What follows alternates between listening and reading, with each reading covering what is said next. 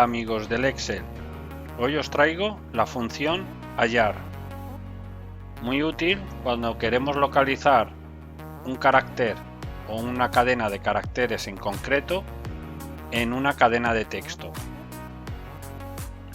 La función es muy sencilla,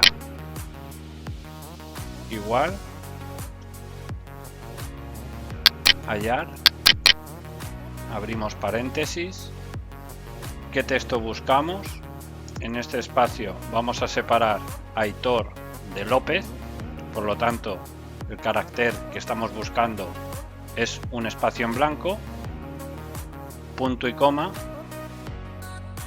dentro de qué texto, la celda donde se encuentra el texto, punto y coma y la posición inicial. En este caso vamos a mirar toda la cadena de textos, por lo tanto pondremos un 1.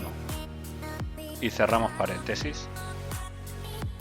Y ya nos está diciendo que en la posición número 6 se encuentra el espacio entre Aitor y López. Arrastramos y vemos la posición de los espacios en el resto de los nombres.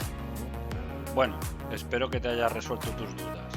Si te ha gustado, dale a like y suscríbete para más vídeos como este. Déjame en los comentarios si quieres que te haga algún tutorial específico. Hasta pronto.